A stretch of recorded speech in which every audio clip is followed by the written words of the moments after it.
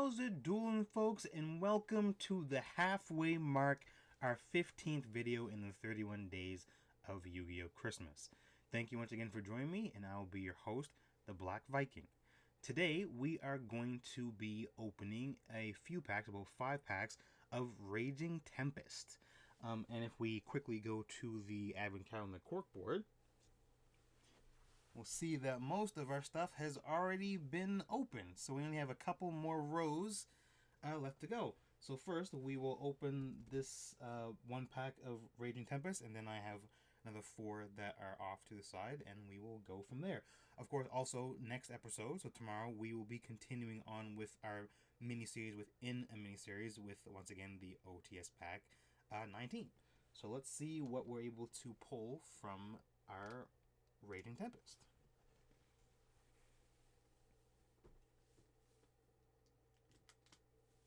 So this is one set that I am a fan of, specifically because of this pack is full of a lot of like decent cards, specifically the Zoodiacs. Now, if you refer back to our video where I pulled the AA Zeus, and I mentioned how the Zoodiacs work, where you can just keep overlaying them on top of one another with their Exceeds monsters. This is the pack where a lot of the good ones originate from, specifically Trident and Broad Bull. So hopefully we're able to pull one or both of those today. So let's start off with our first pack. Now, once again, this is a pack that does have rares in it, so we'll see if it has the rare and the one foil, or if it kind of counts the rare as the rare for the pack. So 1, 2, 3, 4. Let's see, because I know some of them are weird, and the 4-pack trick doesn't work the further back you go in time with a Yu-Gi-Oh. So we have Ancient Gear Hunting Hound. We have Ritual Beast Return. We have White Princess, part of the White archetype, which includes the King of Skulls servants. We have Symphonic Warrior Synthesis, or Synthis. We have a Mechanical Arcfiend. We have a Speedroid Gum Prize. Nice. We have an Eater of Millions. That's a pretty solid common in the set. At least it's a common that I would definitely. And then that's one of the like nice things about like Yu-Gi-Oh! Is that everyone, even though there are of course like the chase cards and like the secret rares and then the collector's rares and the starlight rares, there's sometimes where, like, at least for me, and I'm sure other people can attest to this, where sometimes you just like really want certain commons that are in the set, and Eater of Millions was one of the commons that I did want in the set, and it's really cool because there are also Eater of Millions is one of those cards that kind of connects a lot of archetypes, because essentially his ability lets you banish things to the banish zone. And of course, there are other cards that are like returned from a different dimension. Normally, the different dimension, or DD, is typically associated with the banish zone. Now there are 2 different DDs. There's like the D/D, and then there's the D.D. I know for sure the D.D refers to different dimension. I'm not sure if the D/D refers to different dimension. If anyone knows, definitely let me know in the comment section. So anyway, continuing on, we have Eater of Millions. Our rare is Lost Wind, and let's see if we have a foil. Oh, nice, cool, awesome. We do have a foil. We have a Cyber Angel Natasha. Awesome. So we got I think pretty sure like super rares are guaranteed. I believe we'll find out in the other packs, but that's awesome. So we got a rare and a super rare in our first pack. So that is pretty solid. So no Zoodiacs yet, but we still have 4 more packs to open. So moving on. Raging Tempest is also one of the sets that had the special editions where it came with 3 packs and then one of 2 and another one of 2 special promotional cards. So that was really cool too.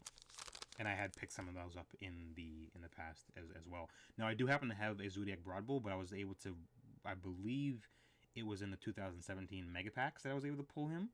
So that was really solid as well. So in this one, we have a Symphonic Warrior Mike's. We have a Snowbird Salvation. A Flower Cardian Cherry Blossom with Curtain. It's pretty cool.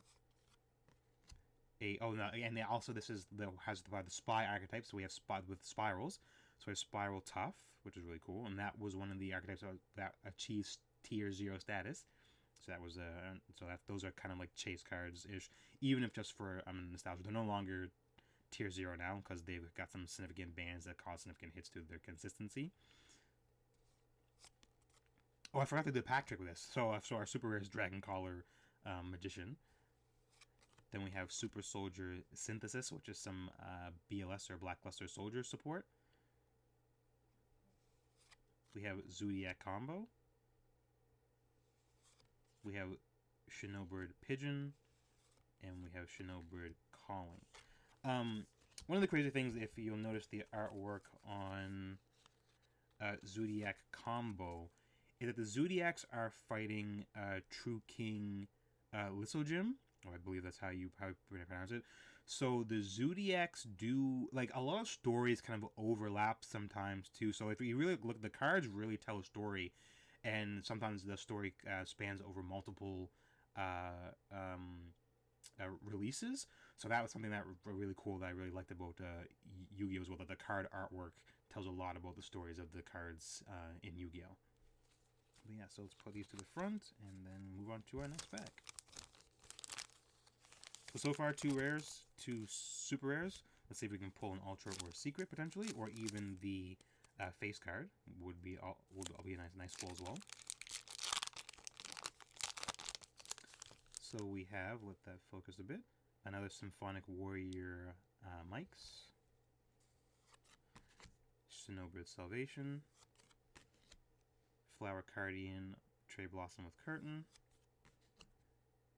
Hebo, Lord of the River. Sorry, I forgot to do pack trick again.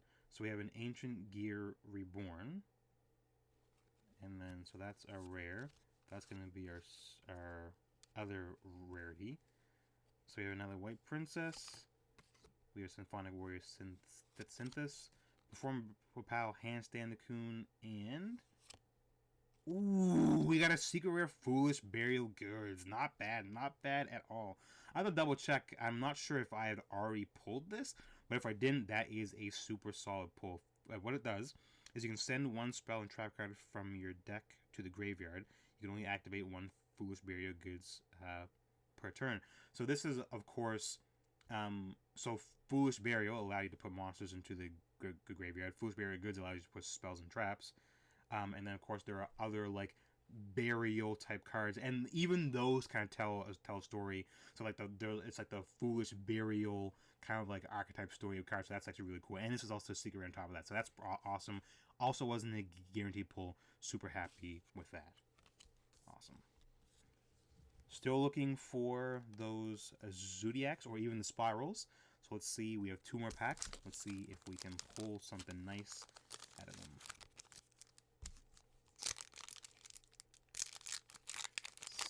In this one, we have a Snowbird Power Spot, Symph Amplifier, a Cypher Spectrum, a Ancient Gear Howitzer. Forgot to do the pack trick yet again, but I'll fix it in a second here. And our rare is Fusion Parasites.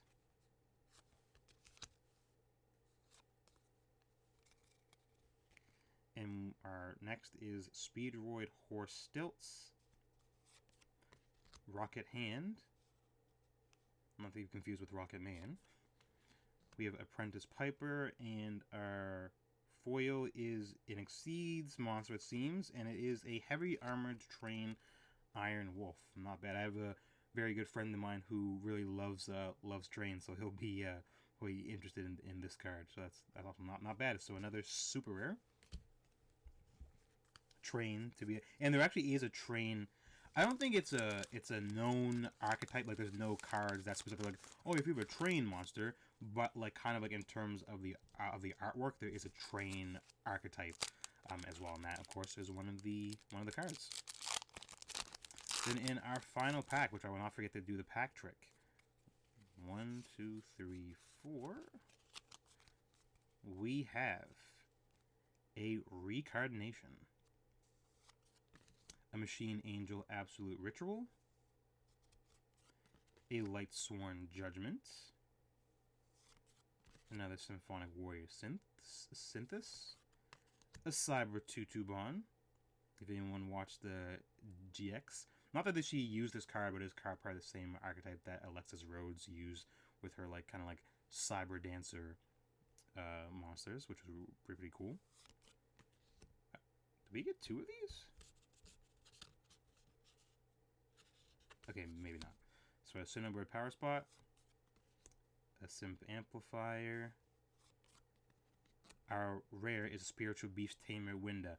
Now, if anyone is familiar with the Charmer archetype, so Hita, who is fire, Alsa, who was earth, Winda was wind, and Aria, who was water, even their card artworks kind of tell a story as well of how they progressed and how they became better spellcasters and mages in their own right. However, Winda seems to be the only one that she is contacted with other archetypes. Of course, she has some links to the Dual Terminal series, so the Worms, and the Ice Prison, also the Ice Barrier monsters, and of course the Spiritual Beasts, Gustos, and even has some links with the Shadows as well, because there's Shadow Winda. So she has has links, or at least this is someone who's directly related to her, maybe her the daughter or so forth.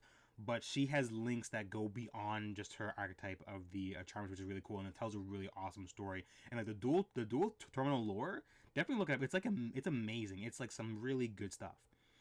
So we have her, and then our final card is, ooh, nice. We got a Zoodiac, super rare. We got a Zoodiac Whiptail. Not too bad. Something I've already pulled, but can never have too many of the Zoodiacs.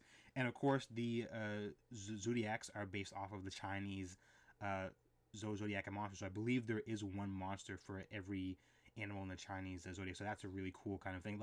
YuGiOh has a tendency to draw from real things, and they really do good when they pull from all sorts of different mythologies. They pull from some religion as well. Speaking of religion, it's one of the funny things where in terms of the censorship between OGC releases and TGC releases. So for example, What We Know Is Reborn the Monster. We have kind of that weird thing with the wings. In the OGC, it's literally an Ankh, like an Egyptian Ankh symbol, which is essentially a cross.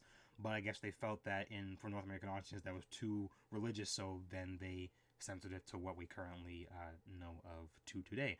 But anyway, thank you again for joining me for that video. We got some pretty solid pulls. We got that Foolish Beer Goods secret, which is not guaranteed.